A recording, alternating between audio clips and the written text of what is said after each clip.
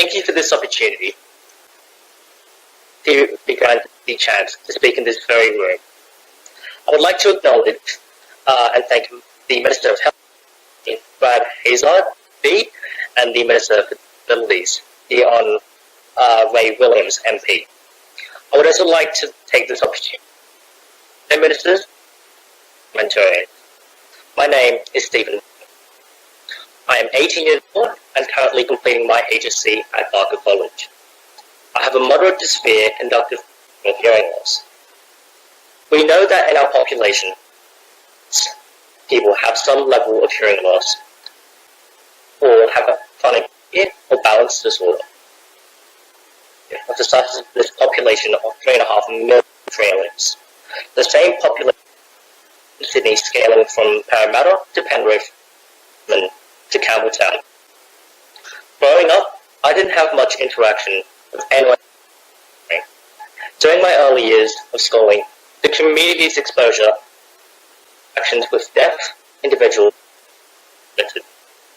I was lucky to have abundant access to support from the RODBC, which provided much support in the form of one-on-one meetings and proved an invaluable asset to my teachers. I was lucky enough to have access to support and as well my teachers. Many deaf and hard-hearing adults and children do not.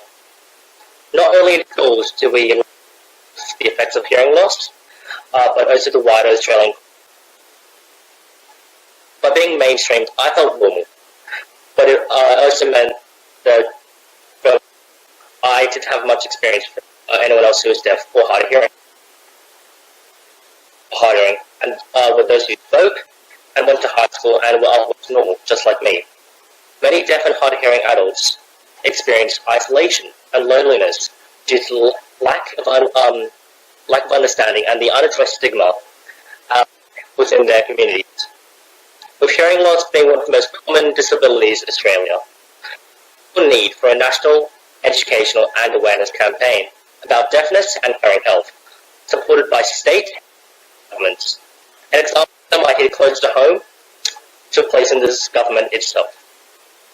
Our very own former Prime Minister, the Honorary John Howard, ran this country. He revealed in our Leaders' Lunch 2 years ago in 2015, after he had in Parliament, the MPs were coming to him and thanking him for doing so, as they had not wanted to disclose the news that they had hearing loss. If the stigma of hearing loss parliamentarians this way, imagine how hard it is for Australian. When you mention or you can't hear, they already have a predetermined picture of what you like.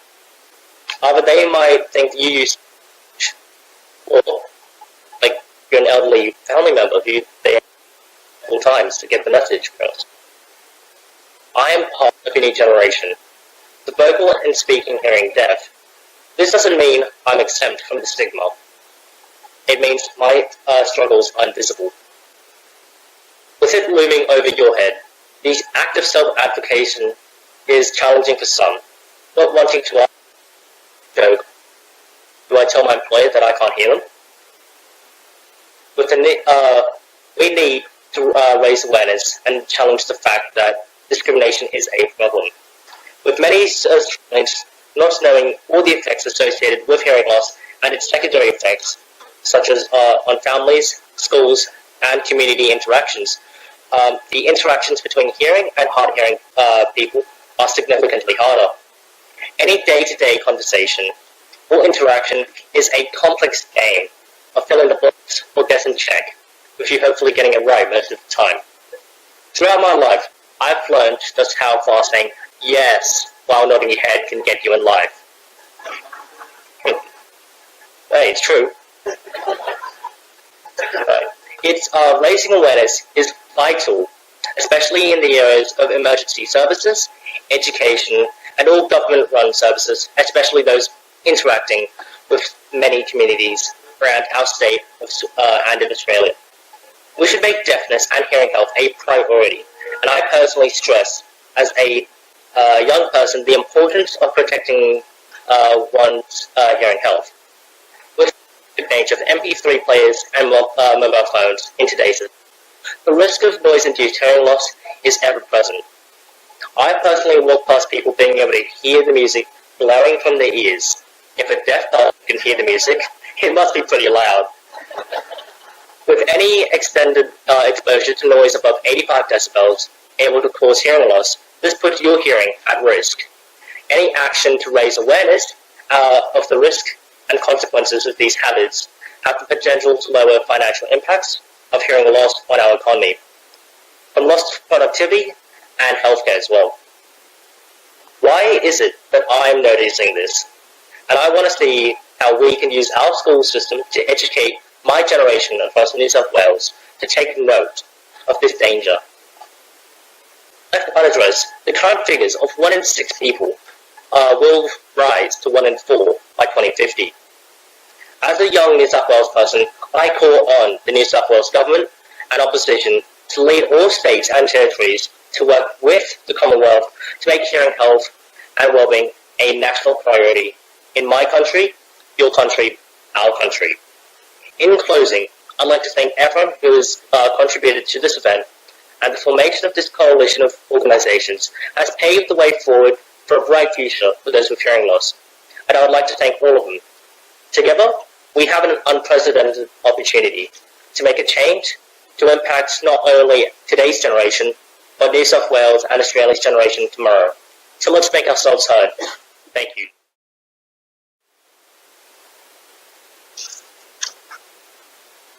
Minister, you've heard all our voices today, and it's clear there's one compelling thing: to make a huge change in the way we address hearing and wellbeing in Australia.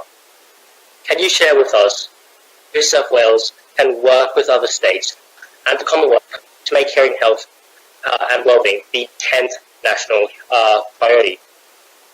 On behalf of deaf and hearing teenagers in New South Wales today, we don't want more mental hearing loss, chronic ear disease to expand to any more of the 3.5 million Australians.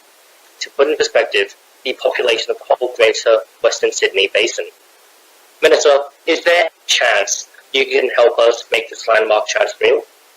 What can we do together?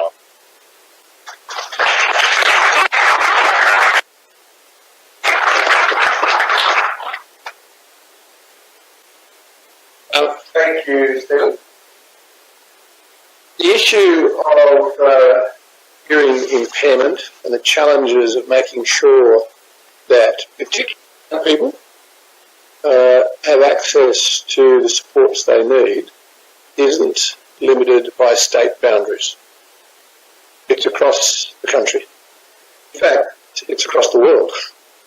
I was in China last year talking cochlear ability and hearing about the massive unknown number of children in China because they don't have services that we have. We can do better, but doing a lot better than other places, some other places. So there's no question that it should be a national approach. That doesn't mean New South Wales should just rely on our federal colony. We need to work with them and drive their enthusiasm.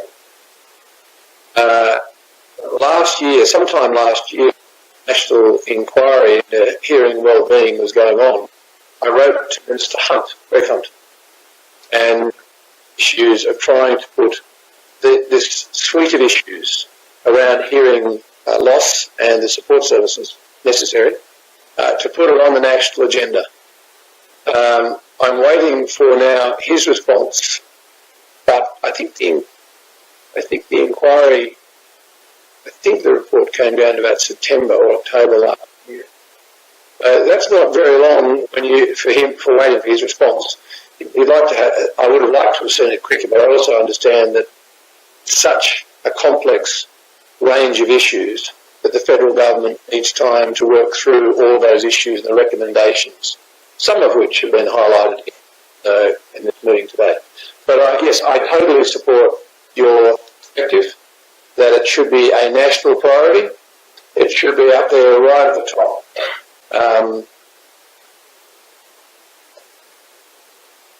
making sure that every one of our young people, particularly, achieve their absolute potential is critical.